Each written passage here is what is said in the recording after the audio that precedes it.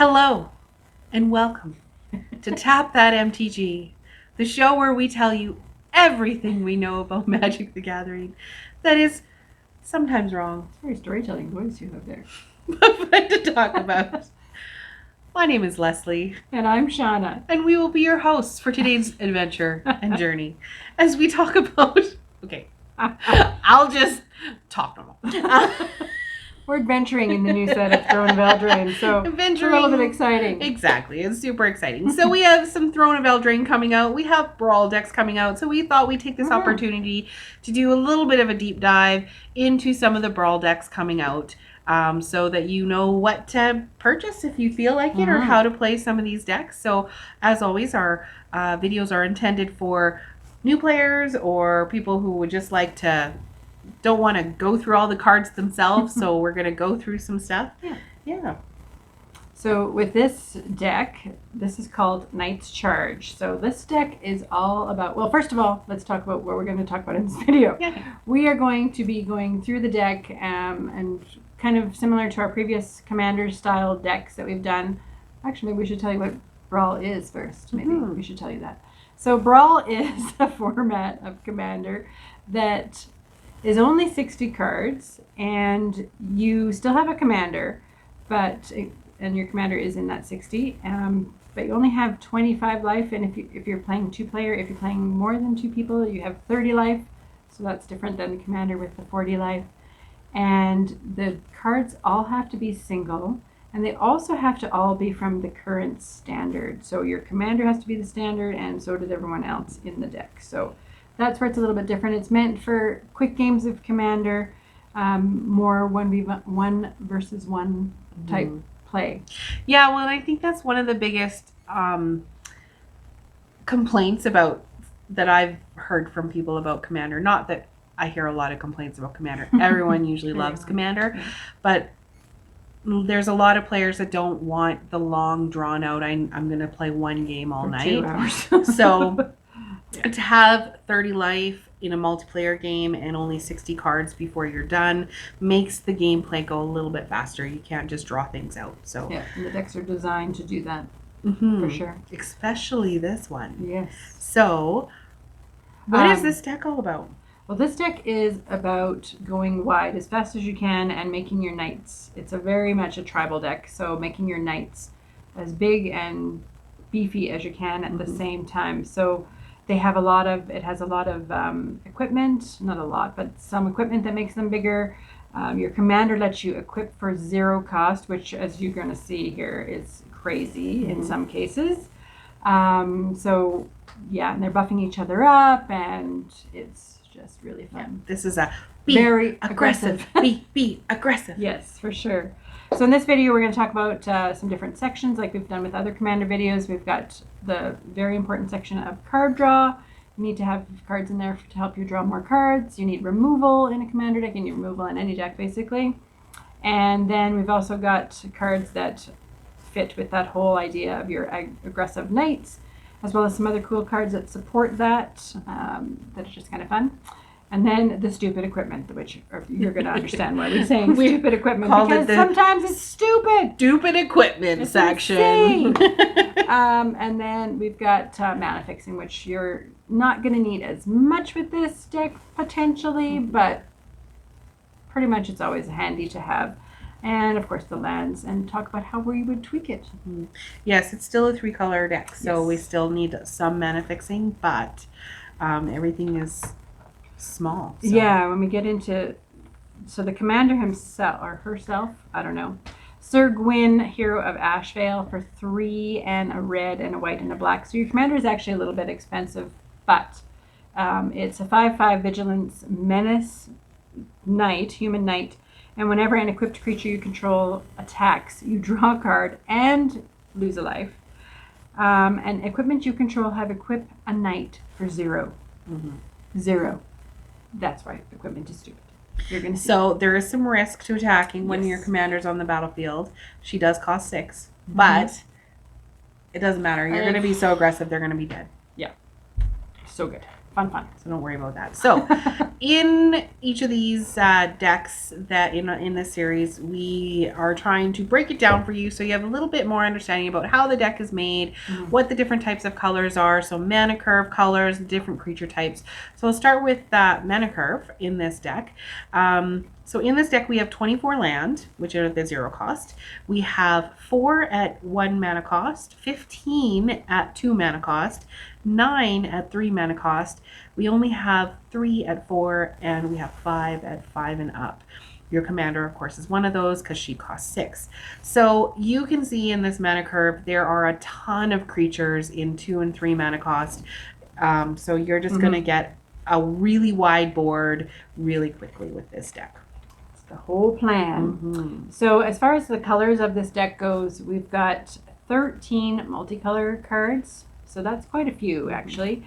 And 4 red, 7 white, and 8 black.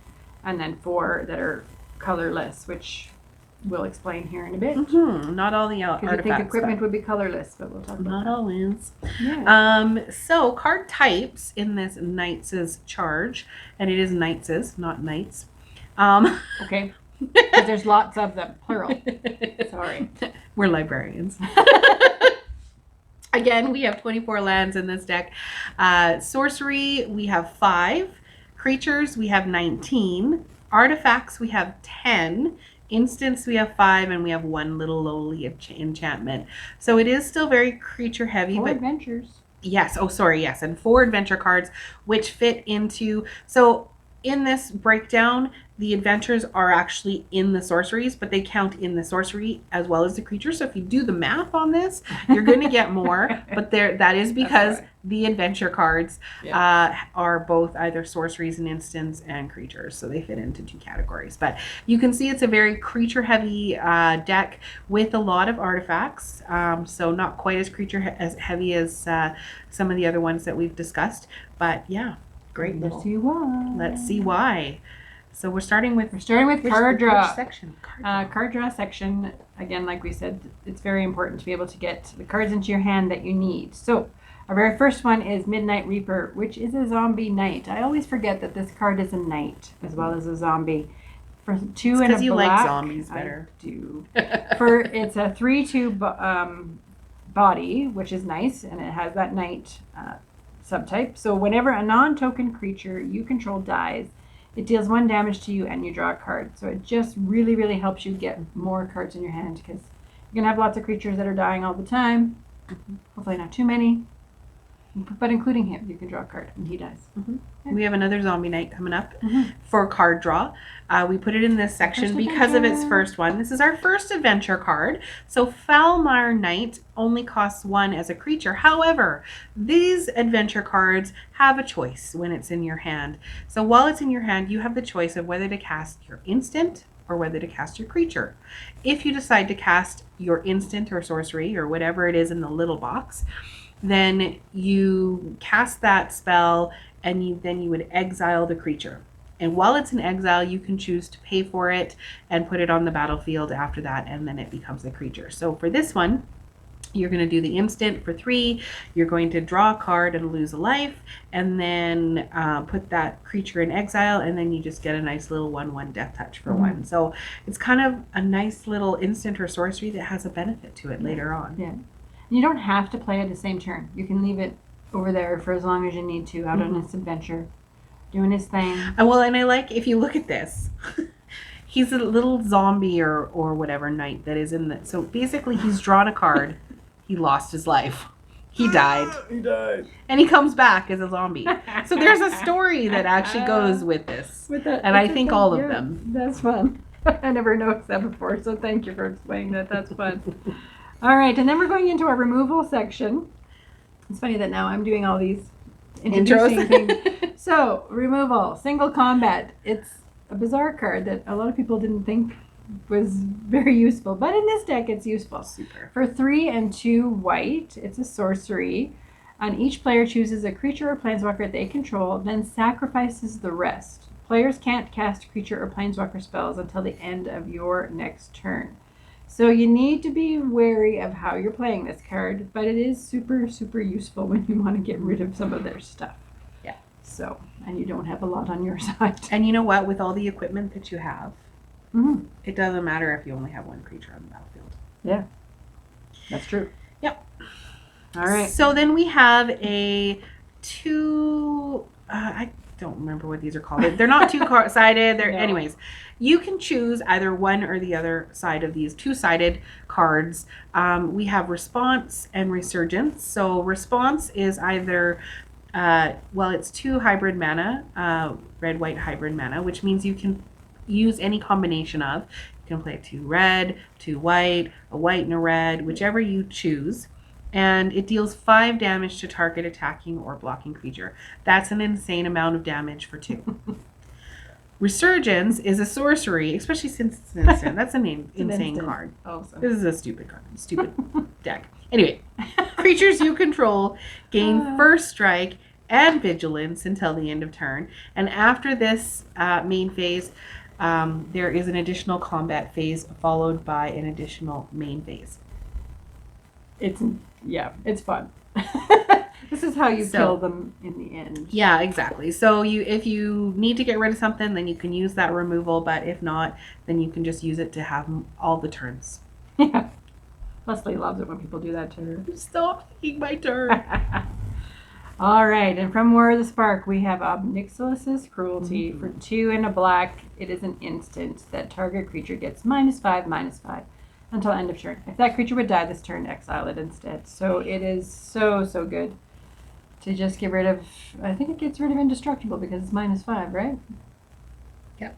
Yeah. So it gets rid of indestructible cards. Yes, -5 or minus counters aren't doing damage to a creature, and they're not destroying a creature. They're just slowly minusing the creature's life. Yes. And when it has And it checks 0, to see if you have 0, it's dead. Yeah. Whether it's indestructible or not. So that's really the way to get rid of those. Mm-hmm. Despark is a white and a black for an instant that exiles target permanent with converted mana cost of 4 or greater. And in this format, you're going to have creatures like that. Mm-hmm. Or, well, actually, it's permanent. So, yeah, you're going to have your people's commanders, for example. Mm-hmm. We've also got Mortify for 1 and a white and a black. It is just the awesome white and black Orzhov removal. For an instant speed, destroy target creature or enchantment. I love it. Use it all the time. We have another split card. That's what they're called. Integrity and Intervention. For hybrid mana, red-white hybrid mana, you can do the instant. That is, target creature gets +2/+2 until the end of turn. Or you can do an intervention for 2 and a red and a white. And then intervention deals 3 damage to any target and you gain 3 life. So Finish something off. that's removal. It's pretty awesome. We've got another adventure card here. The Embereth Shield Breaker. It's a knight for 1 and a red. So this guy, as his sorcery out in an adventure, it is Battle Display for a red. And you destroy a target artifact, which again you're going to probably come across. And then he comes in as a 2/1 knight. So he gets rid of an artifact, he breaks their shield or whatever, and then he comes back as a guy fighting for you. This is the one of the only adventure cards that I see that would also maybe just be played as a creature, because you're not going to necessarily have an artifact, and you might have it in your hands. True. All right. So then we get into the best section of this whole video, which is aggressive knights. Well, until you get to our tweaks at the end. That's the best section. That's the best section. But we have aggressive knights, and there is a lot of aggressive knights in this deck Very much because so. that's what the deck's all about. And the first one is a super awesome one that I think should be in any vampire deck, any knight deck, really any black deck. Yeah. Knight of Ebon Legion is 1 for a 1/2, which seems just fine, and if that's all it was, then that would be just fine. However, you can pay 3, and Knight of Ebon Legion gets +3/+3 and gains Death Touch until the end of turn. And at the beginning of your end step, if a player lost 4 or more life this turn, put a 1/1 counter on Knight of Ebon Legion. It doesn't matter if they lost life because of Knight of Ebon Legion either. So if you just swing in with a bunch of other A stuff, bunch of things, yeah. it's going to gain 1/1 counters and keep gaining even if 1/1 it wasn't him swinging. counters, even if it wasn't him swinging, and then you can give him death touch, so he makes a great blocker until you need to swing with him. Like, really, he's So versatile. win card. Yeah. Love it. People get rid of it right away when they see it. They also get rid of this card, Sky Knight Legionnaire. I do, anyways. If for 1 and a red and a white, it's a human knight, a 2/2, flying in haste. So he's coming in fighting right away. Yeah. They also get rid of this one. So the nice thing about this deck is that everything you're playing, people are like, oh crap, I got to get rid of that. And then they get rid of that, and you play another one that they're like, oh man. And like pretty soon, they have to use all their removal up just on some of the little stuff. So Corpse Knight is a white and a black for a zombie knight, 2/2. And whenever another creature enters the battlefield under your control, each opponent loses a life. You just play your creatures. You have a super low mana curve, so you're going to be playing lots of creatures, and they're just going to keep losing life. Yeah. Just have it sit there. Yeah. The next card is really useful for that sort of situation, and I think it's an underrated card. Leslie and I both really like this card. Yeah. Yeah. So this guy, the Sky Knight Vanguard for a red and a white, it's a 1/2 flyer, which doesn't seem like too crazy, but whenever it attacks, which is going to be all the time, you're going to create a 1/1 white soldier creature token that's tapped and attacking as well. So he comes along with his buddy. Like it just adds up. And you're going to see how that's going to be crazy later on when we have another suggestion as well. Yeah. And then we have, this isn't a knight, but it does fit in the aggressive knight section because it is a tribal card. Yeah. Icon of Ancestry, 3. Icon of Ancestry enters the battlefield. You choose knights. Don't choose another type in this deck. Creatures you control of the chosen type get +1/+1. Sometimes. So now all your knights get +1/+1. And you can play 3 and tap it just to look through the top 3 cards of your library. If there's a knight in there, you grab it, you put it in your hand, put the rest at the bottom. Basically, you're digging through your deck if you need to. At the very least, you get +1/+1 for all your knights. So aggressive. It is. And we've got a Silver Wing Squadron, which is a flying human knight for 5 and a white. So it's one of those late game dudes, but it has flying and vigilance, and its power and toughness are each equal to the number of creatures you control. So that going wide, you've got this big flyer all of a sudden to finish off the game. Whenever it attacks, it's also going to create a number of 2/2 white knight creature tokens with vigilance equal to the number of opponents you have. So in that 4-player game, you're going to be making lots, but even with just playing 1v1, every time this guy attacks, you're making another knight. That is going to make this guy even bigger every time. It's so good. Lots of creatures. Is this our first red one? I think it is. It might be. Embereth Skyblazer for 3 and a red. As long as it's your turn, he is flying. He's a 4/3. Nothing too shabby about that. And when he attacks, you get to pay 3, and if you do, creatures you control get +X/+0 until the end of turn, where X is the number of opponents you have. So again, if you're choosing to play this, see if you can get lots of people around the table. Because great. More the merrier. It's a smaller deck. You have smaller life. It's okay. It's not going to last. If you have 6 players in your pod, it's not going to last 18 hours like most Commander games do. No. You need to be a little more aggressive. Might be hard. But you're flying in, and you have 3 opponents. It gets +3/+0. It's awesome. This card, I love this card. This is going to go into lots of different decks for me. It's Knight's Charge for 1 and a white and a black. It is an enchantment, and whenever a knight you control attacks, each opponent loses 1 life and you gain 1 life. So it negates that attacking thing, you lose a life thing. Plus, you can pay 6 and a white and a black later on and sacrifice it and return all knight creature cards from your graveyard to the battlefield. Wait, woo! What? All knights? Game winner at the end. And then take another turn with Resurgence. Woo! Yes. So, very fun. I love how we explain all the best scenarios. When I play this, it'll be like, It'll oh, be, look, another land. No, there we go. Well, look, I have no land. I know, no knights. Oh, I wanted to This do is one of one. Shauna's Too bad. favorites. Venerable Knight. She's a grandma, and so, Mhm. you know, Magic Grandma over here really likes the grandmas handing over the sword.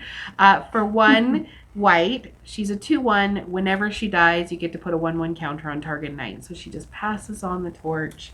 Great little card. Nice theme.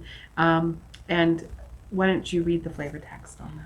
May this blade guide you on your great journey as it did me on mine.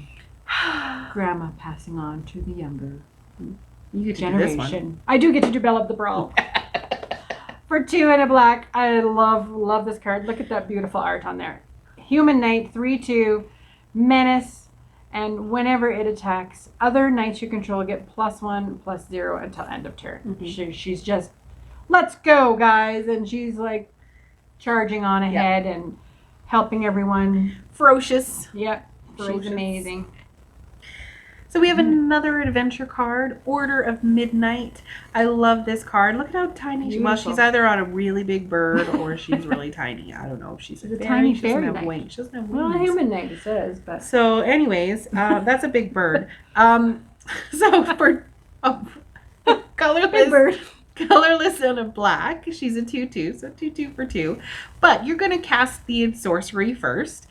Return target creature card Yes. from your graveyard to your hand. Please do that first. Mhm. And then you're going to exile it, and then on the next turn or whenever you choose that it's relevant, it's going to come back in as a flying. Order of Midnight can't block, so she is definitely an aggressive knight. She just wants to attack. Mm-hmm. So we have the grandma card. We also have a grandpa card. So Oh, this yes. is the inspiring veteran. How cute. He's Or been dad. fighting for a long time. Or dad, yeah, You know what? for red and white. He has a dad bod. He's a dad, but yeah, you're right. There are dad bod cards. There you go. Show me the mom bod cards that aren't goblin raid mothers. Yeah. Sorry. It's a 2/2 bear. So and other knights you control get +1/+1. So again, just inspiring the whole team with the veteran there. Well, who wouldn't be Help inspired? everybody He's out. got his kid. Yeah. That's great. Let's do it. Let's get these guys. All right. Another section we have is other cool cards that you might enjoy. They didn't really fit in any section, but they are definitely cool cards. So we have Aggressive Bond stuff. of Discipline, 4 and a white. Tap all creatures your opponents control. Creatures you control gain lifelink until the end of the turn. So that sucks for them. Especially if you play that one where you get 2 attack phases. Oh, yeah. Yeah. But it's end of turn. So I guess, well, no. 2 attack phases is not the end of your turn. It's not the end of your turn. Oh, so mean. So many things you could use Resurgence for. So here's a little equipment. So this is a colored equipment. So that's a little bit different than what we've seen in the past.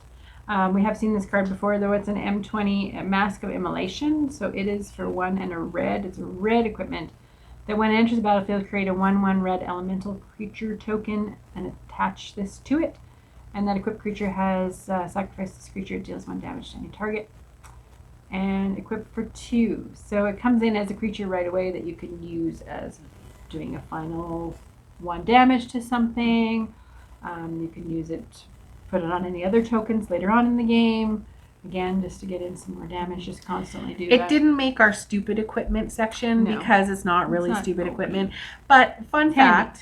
fact, M20 was the first set that we saw colorless artifacts. Or Yeah. colored artifacts, I Colored, should say. colored. Because they've all been colorless up until this point. And Mark Rosewater was saying that when they discussed this, they wanted to create some artifacts that people could use that weren't just too overpowered, that everyone was going to start Mhm. using them because they can fit in every single deck. Yeah. So this fits in a deck that has red, obviously. And so you'll notice that as we start explaining, you'll see a lot of colored artifacts coming out in Throne of Eldraine as well that have to have a specific color to cast them. That was ultimately made to make them a little bit harder to play with. Right. Otherwise, everyone would just play with Yeah, exactly. artifacts. So then we have an adventure card, another adventure card, a Smitten Sword Master. I love the art on this card. He's so, look at that dragon. It's just such a great card. So the sorcery is you gain X life and each opponent loses X life where X is the number of knights you control for 1. And you'll have 1,000,000 knights. Like curry favor is ridiculous. That is going to win. You could win the game with that. What an adventure! And you can cast it again for had to have a 2/1 knight with lifelink. Yeah. So keep getting life. That's a great card. An even greater card though is Sir Conrad the Grim. He's a very serious knight. A human knight for 3 and 2 black, 5/4. He's very serious, but he's very awesome because whenever another creature dies, or a creature card, so this is theirs too, or a creature card is put into a graveyard from anywhere other than the battlefield, or a creature card leaves your graveyard, so they exile your cards, whatever, he deals 1 damage to each opponent. So he's going to punish them for hurting you. Mm-hmm. He's just very serious about that. He doesn't think people should die. Can you imagine if someone did Ashiok to you? Oh gosh. Yeah. Don't do Ashiok when this guy's out. No. And you can pay 1 into black and each player puts the top card of their library into their graveyard. So this has been so fun. Because there's also cards in this deck that let you bring stuff back from the graveyard, so you can, that fires off. There's putting, Yes. When you play this deck, it is meant to be aggressive. It is okay if your knights die.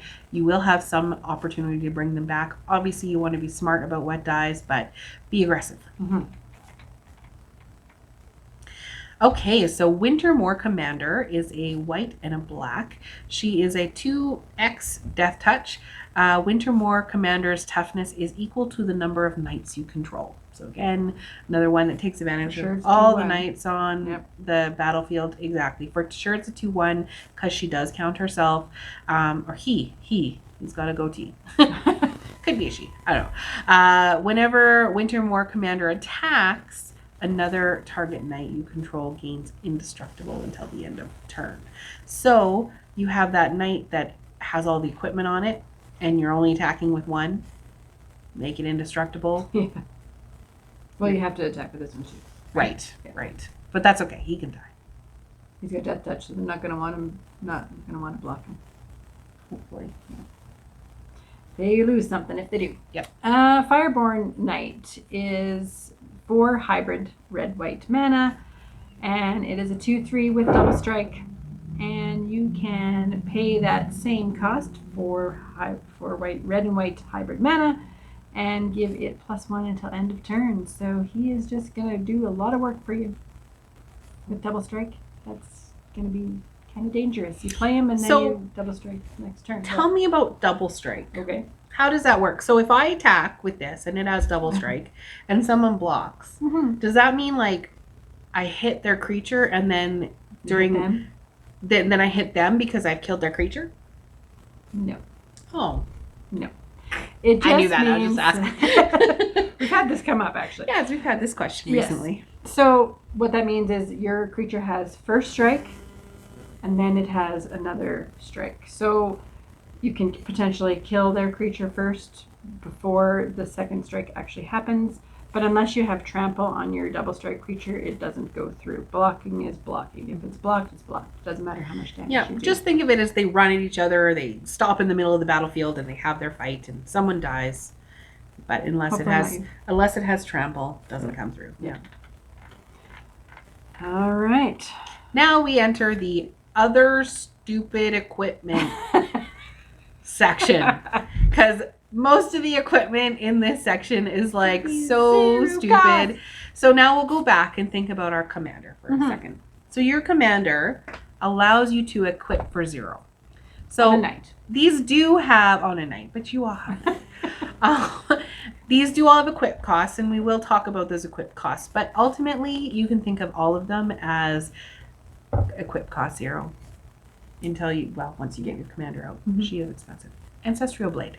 For 1 and white, it is a artifact equipment, and when it enters the battlefield, create a 1/1 white soldier creature token, and then attach Ancestral Blade to it. So right off the bat, you get a 1/1 white soldier. It's a soldier, not a knight. So when you're counting creatures and things like that, it's a soldier, not a knight.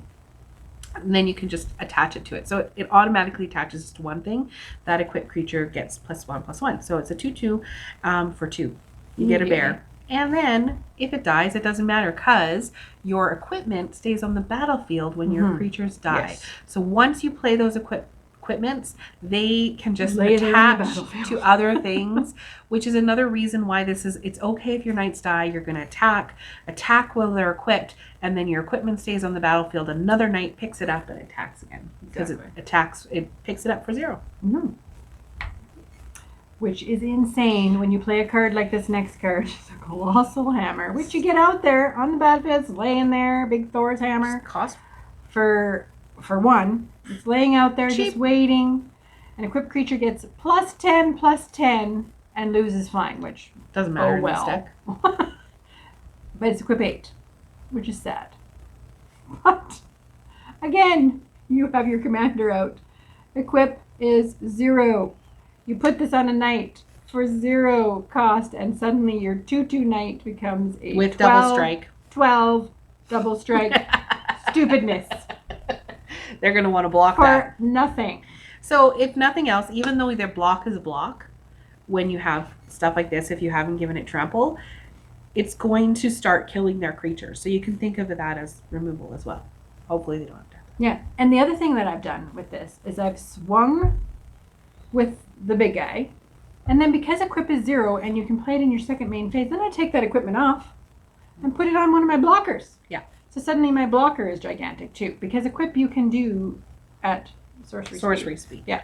So do it in your second main phase. Yeah, And put it on. prep for blocking. That's very smart. Good tip. Marauder's Axe for 2. Equipped creature gets +2/+0, and you equip for 2. So it's just a nice little power boost. Mm-hmm. Especially being equipped for 0. Yeah. And this one doesn't have a color attached to it. It is a shining armor for 1 and a white, and it has flash, so you can use it at instant speed. When it enters the battlefield, attach it automatically to a target knight you control, so it doesn't cost anything to attach it to a knight. An equipped creature, when it first comes out, an equipped creature gets +0/+2 and has vigilance. So it's a great thing to use on defense. It's a great thing to use when you're swinging as well, but do it beforehand so that it has vigilance. Mm-hmm. And when it comes off, though, you have to equip for 3. So it's pretty good. Handy dandy. Mace of the Valiant for 2 and white. Equipped creature gets +1/+1 for each charge counter on Mace of the Valiant, and has vigilance. So you might ask, how do you get counters on it? Well, whenever a creature enters the battlefield under your control, you put a charge counter on Mace of the Valiant. And it's not whenever a knight enters. It's whenever a creature enters. These you see, they've had cards like this that have been in the past. Door of Destiny, for example, you have to choose a creature type, and every time that creature enters the battlefield, it gets a charge counter, and they get +X+X. Mm-hmm. But this one is for any creature, which is great. Mm-hmm. Here is another colored artifact, the beautiful crystal slipper for 1 and a red, and equipped creature gets +1/+0 and has haste. So you're going to want to use this when you put out a big creature, and all of a sudden it's going to be swinging as well. And cost is only 1, so you don't need very much mana in order to do that, and making one of your new knights have haste. I don't like that card. Why not? It's the flavor is all wrong. What does it say on the flavor? Well, no, like not that, but like it's a crystal slipper, and she gets +1/+0 and has haste. Like she has to hurry off. I know, but she's not wearing that into battle. No one's wearing crystal high heels into battle. Come on. But she's in a hurry. I get like, okay, she's fairy tales. She's got to get tales. through right away. Sure. We'll take that. All right. So Steel Claw Lance it's our only multicolor artifact equipment. Equipped creature gets +2/+2. If you equip it to a knight, it only costs 1. And if you equip it to anything else, it costs 3. So it's great in this knight deck. It's made for knights. And it's a cool little lance. I'd carry that into battle. I would too. It's got a claw on it. Mm-hmm. So we've got a little bit of mana fixing, not a lot in this deck, because hopefully you're not going to need it, because you're going to be low to the ground and fighting as fast as you can. Is the Arcane Signet that we have seen in another deck. I think it's in all the decks, right? It's for 2. It is an artifact that can tap and add 1 mana of any color in your commander's color identity. So your commander doesn't have to be out, but it has to be your commander colors. Mm-hmm. Yeah. So then we move into our land base. And I think all of them have one land that is kind of the shock land, the more expensive lands in it, which can cost. It's a value card for sure. There's a lot of value. Most of the pre-made decks that you buy, when you parcel them out, they're worth more singly than they are. So they're usually a good deal. Anyway, land is super important. You want to have as many dual lands as you can while still leaving some basic lands in there for search cards.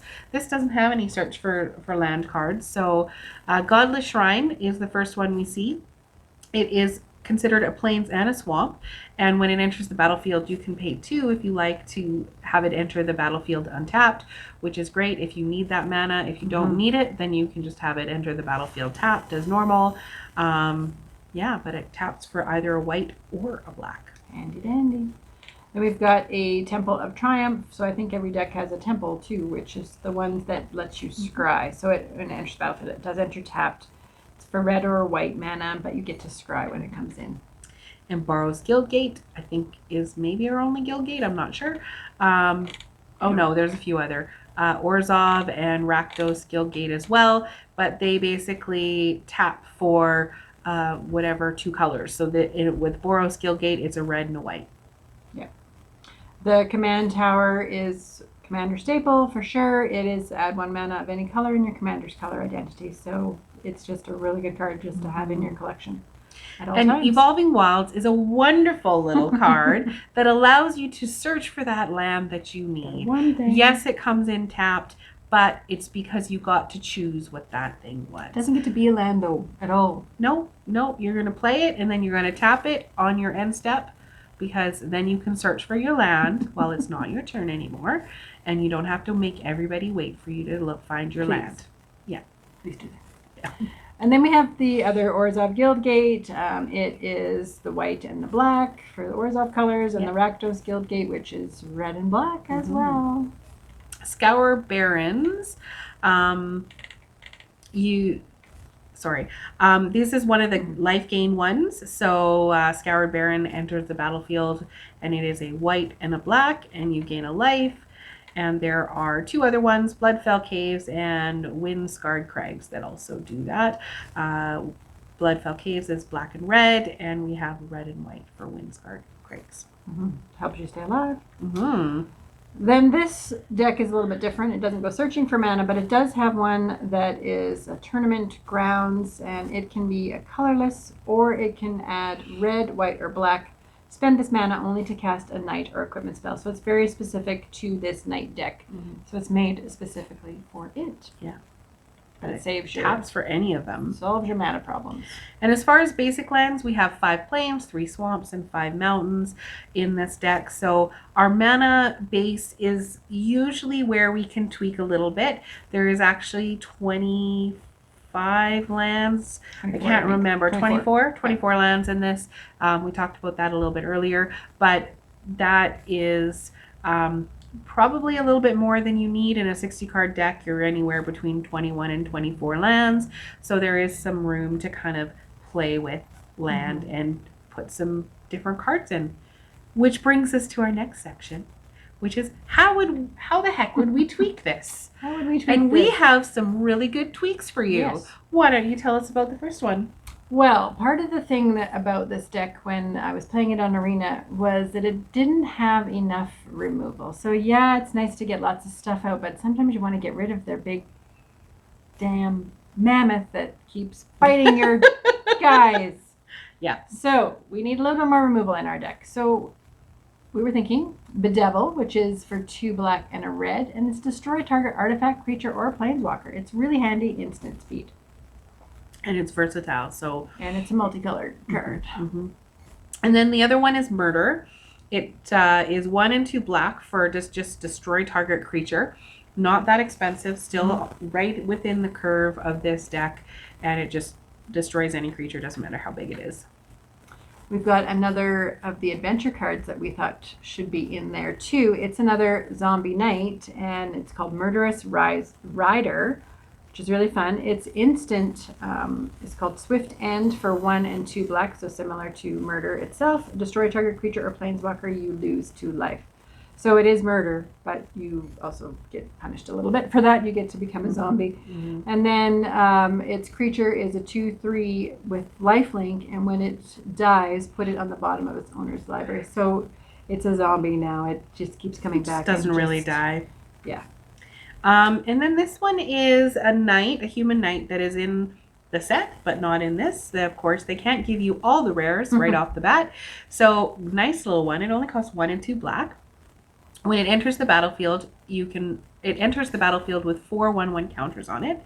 When it attacks, it has to attack each combat if able, and if damage would be dealt to Oathsworn Knight while it has a 1/1 counter on it, prevent that damage and remove a counter. So, comes in, you have at least 4 turns to swing with it, be aggressive, remove a counter if you need to, and just keep going, because it's not going to die. It's just going to prevent all the damage to it and potentially kill their things or do some damage if they choose not to block. And help your whole knight synergy as well, right? Yeah. All right, Price of Fame. So I like this card to get rid of legendary creatures, which happens to be their commander. It's a legendary creature. So for Price of Fame for 3 and a black, but it's an instant and it costs 2 less if it's cast to target a legendary creature. So for 1 and a black, you can kill their creature, their commander, which is really awesome. And you get to surveil 2. So surveil is when you get to look at the top, well, in this case, 2 cards of your library. You can choose whether you want to leave them there or 1 there or whatever, or put them into your graveyard. So we've got a little bit of graveyard shenanigans with this deck, so you could do that. Mm-hmm. It's just dig handy. through your deck, get what you want. You should dig a little. And Sky Knight Legionnaire, human knight, a 1 and a white and a red for a 2/2 flying haste. Just gets in there, attacks fast. If you have your colossal hammer, you can attach it, and it swings for 12 right off the bat. Let's just not even go there. Think of the possibilities. Think of the possibilities. Dream big. Yes. Gideon Blackblade, we thought he'd be a good addition to this deck because he's cheap. He's 1 and 2 white. I think he's going to be a lot more used a lot more in decks when standard rotation happens. As long as he's not a knight, but as long as your turn, Gideon Blackblade is a 4/4 human soldier creature with indestructible that's still a planeswalker, and you can prevent all damage to be dealt to him during your turn. But his +1 is up to 1 other target creature you control gains your choice of vigilance, lifelink, or indestructible until end of turn. So it's going to help you gain some life. It's going to help you save your knights. It's going to make them good blockers. It's just got so much good stuff. And then his -6 ability is exile target non-land permanent. So there's some removal for you too. Mm-hmm. He comes in at 4, so it doesn't take very long before he has that ability. So. And he only costs 3. He's cheap to play. He only costs 3, yeah. So, like any good Magic player, you're into gambling just a little bit. Like, let's admit it. You like a little bit of a gamble because you open packs. That's why you buy packs. That's why you buy packs. So, you might like this card, and it fits with the deck.